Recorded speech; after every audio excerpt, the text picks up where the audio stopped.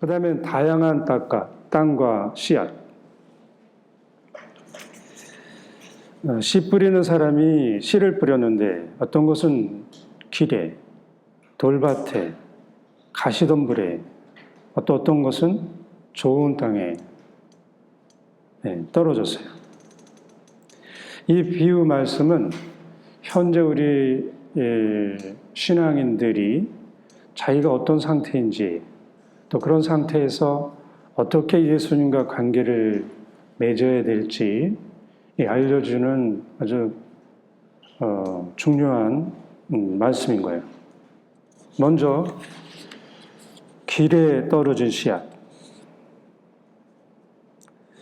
말씀이 길에 떨어진 것과 같은 사람들, 이 사람들 누구고 그 특징이 무엇인가?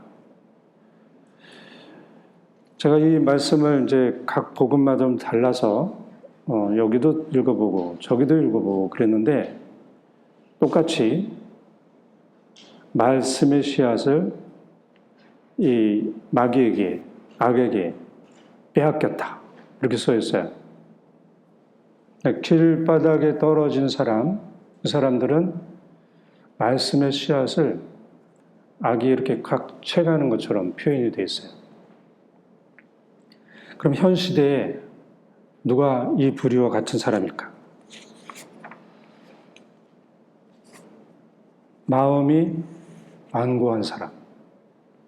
마음이 완고한 사람이 길에 떨어진 씨와 같은 사람인 거야. 마음이 완고한 사람은 누군가? 신념을 가지고 사는 사람들. 우리 중에는 신념을 가지고 사는 사람들이 덜어 있어요, 덜어. 그래서 이제 그들 스스로는 좀 이렇게 깨어있는 사람처럼 생각하면서 시대에 깨어있는 사람처럼 살면서 사는 사람들. 인간적인 신념이 있는 사람들은 길바닥과 같이 아주 딱딱한 마음을 가진 사람들인 거야. 이 사람들의 특징은 자기 신념과 다른 사람들의 말을 전혀 듣질 않고 받아들이지도 않아요. 그래서 자기 신념대로 사는 사람인 거예요. 근데 여기서 이제 문제가 되는 건 뭐냐면 이 신념이 예수님의 가르침과 어긋날 때 이때는 이제 큰 문제겠죠? 생각하고 말하고 행동하는 것 전체가 위험한 사람이겠죠? 그래서 이제 이 사람들을 복음에서는 어디서나 악의 세력에게 말씀의 씨앗을 빼앗긴 사람이라고 명확하게 얘기를 하는 거야. 그리고 그릇된 이데올리기, 이 가치관을 가지고 있는 사람들이 있어요. 이 사람들도 완고한 사람인 거예요. 이 그릇된 이데올리기, 이 가치관을 가진 사람들의 우리 현 시대에 이렇게 보여주고 있는 그 모습은 대부분 권력을 어떻게 해서든지 쟁취를 했어요. 그 다음에 권력을 쟁취하면서 물질적인 부도 차지하고, 그런데 이것을 지속적으로 누리기 위해서 오랜 세월 동안 그들의 가치관이나 이데올리기를 다른 사람들에게 아주 일방적으로 주입시키는 거예요. 세뇌시키는 거예요. 그래서 그들의 생각과 행동과 생활 방식으로 강요하는데 따르지 않으면 망설임 없이 죽여버리는 거예요. 지금 우리 그런 거 많이 보죠? 우리 시대에. 이렇게 하는 사람이 어느 집단일 수도 있고 사회단체일 수도 있고 또 국가일 수도 있고 종교단체, 종교 국가일 수도 있어요. 어떻게 해야 될까? 지금 우리 제가 한마디만 해도 다 알아듣는데 제가 너무 구체적으로 얘기하면은 또 얘기가 심각해질 것 같아서 어떻게 해야 될까? 우리가 먼저 해야 될 거는 무엇보다도 그릇된 신념을 받아들이지 않는 것이 중요해요. 누가 뭐래도. 우리나라도 지금 이런 것 때문에 너무 심각하게 지금 싸우고 있어요. 그릇됐는지도 모르고 끝까지 주장을 하는 거야. 자기가 옳다고.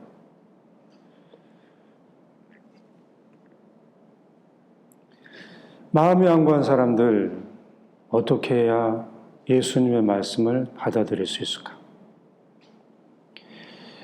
이 사람들 스스로는 불가능한 거야. 그러면 어떻게 도와줄 수 있을까? 이 사람들이 가지고 있는 신념이나 이데올로기는 우리가 가서 말로 이렇게 설명을 하고 설득을 하고 그래서 풀릴 내용이 아니에요. 이 신념과 이데올로기는 깨지고 부셔져야 바뀔 수가 있어요. 다르게 얘기하면은 개인적으로 좀 안 됐지만 끔찍하고 정말 놀랄 만한 충격이 있어야 바뀌게 되는 거예요. 그래서 제가 이제 본당에 있을 때도 신앙생활을 잘 안 하는 사람들, 나중에 하겠다 이렇게 하는 사람들이 많았는데 나중에 거의 죽을 것 같이 된 다음에 그때 하지 말고 지금 할 수 있을 때 하라. 이 얘기를 제가 많이 했었어요. 제가 이제 이 예를 본당에서도 많이 봤는데 개인적으로 죽을 병에 걸린 사람들. 제가 아무리 가정 강문을 하고 찾아가서 만나도 제가 가면 이 방으로 가면 저 방으로 도망가고 막 이런 사람들이 있었는데 죽을 병에 걸렸어요. 그래가지고 이제 갔더니 바뀌었어. 사람이 바뀌어 있어. 또 돈도 많았는데 아무튼 폭삭망했어. 돈이 많을 때는 엄청나게 이제 딱딱한 완고한 마음으로 살았는데 망하면서 자기가 가지고 있는 가치관이나 이 신념이 잘못됐구나 하는 것을 돌이켜 본 거예요. 이렇게 될 때가 회개할 수 있는 때인 거예요. 이 모습은 우리가 잘 알고 있는 그 유명한 엘리야 예언자 있죠. 엘리야 예언자도 이런 모습을 보여주고 있어요. 그래서 이 엘리야 예언자에 대해서는 나중에 조금 이따가 나눠보겠습니다. 그리고 이제 우리가 할 수 있는 거는 뭐냐면은 기도 중에 이 신념과 이데올로기와 그릇된 가치관으로 살고 있는 사람들을 기억하면서 기도를 조금씩이라도 해주면 이 사람들에게 회개할 수 있는 은총이 내리는 거예요. 그래서 여러분들이 가끔은 기도해 주시기 바라요. 우리 가운데는 자기 자신이 아주 완고한 사람인데 착각해서 아주 겸손하고 아주 온유하고 이런 부드러운 사람이라고 생각하면서 사는 사람도 있어요. 저도 이 모습을 많이 봤는데 예를 들면 교회를 다니지만 예수님의 말씀을 전적으로 믿질 않아요. 주변 사람들 때문에 마지못해서 다니는 사람들이 있어요. 겉으로는 드러내지 않지만 속으로는 예수님의 부활, 예수님의 빵의 기적, 성체성사, 그 수많은 치유와 기적들, 성모님의 동정성, 성모님이 또 하느님의 하늘나라로 이렇게 불려 올라가신 거, 여러 가지 믿을 교리를 믿지 않으면서 신앙생활하는 사람들이 있어요. 자기 마음대로 해석하고. 근데 자기가 완고한 줄을 몰라요. 이 사람이 완고한 사람인가요? 예수님께서는 완고하게 믿지 않는 사람에게, 그 마을도 있었죠, 나자렛, 그런 사람들에게 아무것도 하시지 않고 꾸짖기만 하셨어요. 그 다음에 이제 돌밭에 떨어진 씨앗에 대해서 같이 나눠보겠습니다. 이 돌밭에 떨어진 씨앗, 여기는 핵심이 또 뭐냐면 흙이 깊지 않다는 거야. 흙이 깊지가 않아. 많지가 않아. 흙이 많지가 않아. 흙이 깊지 않아서 곧 싹이 돋아나지만 잘 자랄 수 있는 흙이 부족하니까 곧 또 말라서 비틀어지는 그런 상황인 거예요. 구체적으로 이렇게 사는 사람들이 누굴까? 계산적으로 신앙생활을 하는 사람들. 세례를 받는 이유가 지금 나에게 이득이 되니까 세례를 받은 사람들. 그래서 이제 이득이 되지 않으면 신자인 것을 숨기고 신자가 아니었으면 하면서 사는 사람들이 있어요. 그래서 이 부류의 사람들이 그 특징은 또 기도를 해서 예수님이 기도를 들어주시면 너무 기뻐하지만 안 들어주시는 것 같으면 예수님을 원망하고 금방 또 이제 성경 안 다녀. 그런 사람들이 있는 거예요. 또 신자들에게 관계를 하는데도 자신에게 도움이 되는 사람은 아주 좋아하지만 도움이 되지 않는 사람은 아예 없는 사람처럼 관심이 없고, 그래서 금방 불이 켜졌다가 금방 꺼지고 그러는 사람인 거예요. 그래서 이 사람들이 해야 될 건 뭐겠어요? 예수님을 사랑하고 이웃을 사랑하기 위해서 신앙생활을 해야 된다는 것을 알려줘야 될 것 같아요. 그리고 또 하나는 자기 뜻이 아니고 하느님의 뜻이 이루어지기를 바라고, 또 자기가 원하는 때가 아니고 하느님의 때에 이루어지기를 기다릴 줄 아는 사람, 이것이 필요할 거라고 봅니다.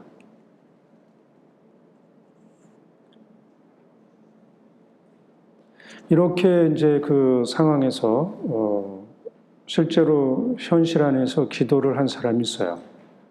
여러분들이 성녀 모니카 알죠? 이분은 그 아들이 이제 아우구스티노 성인인데, 아우구스티노 성인이 그 마니교를 믿었어요. 그 마니교는 죄를 져도 별로 이렇게 그 문제가 되지 않는 종교인 거예요. 그러다 보니까 마니교를 신봉하면서 이제 방탕하게 살았는데, 이 아들의 회개를 위해서 모니카 성녀는 정말로 열심히 기도를 했어요. 그래서 아들을 찾아가면 이 아들은 그 엄마가 온다는 소리만 들면은 도저히 뭐 절대로 따라올 수 없는 아주 먼 곳으로도 도망가 버렸어요. 그런 거를 계속 하면서 사는 거예요. 그래서 이제 모니카 성녀 같은 경우는 아무리 기도를 해도 들어주지 않는 상황이잖아요. 그걸 언제까지? 평생 기도를 해도 아들은 이 어머니를 받아들이지 않았어요. 그럼 이렇게 되면은 모니카 성녀도 막 이렇게 예수님을 원망하고 어떻게 그럴 수가 있냐고 막 그렇게 할 수 있었지만, 이 모니카 성녀는 그래도 끝까지 용기를 잃지 않고 거의 한평생 기도를 해서 그렇게 했더니 이 아우구스티노가 회개를 했어요. 그것도 거의 말년에, 아우구스티노 성인의 그 책을 여러분들이 읽어도 알겠지만 거의 말년에 이렇게 예수님을, 하느님을 알게 됐습니다. 이런 고백을 하죠. 그러니까 그 전의 삶은 어떻다는 거야? 너무나 더럽고 추잡하고 그 전에 썼던 모든 글들도 다 쓰레기 같은 거겠죠? 그래서 아우구스티노 성인의 이렇게 그분을 보면 하느님을 만나서 거의 말년에 하느님을 사랑하면서 쓴 삶, 그 삶을 통해서 큰 성인이 된 거예요. 아우구스티노 성인이 큰 성인이에요. 성인 중에서.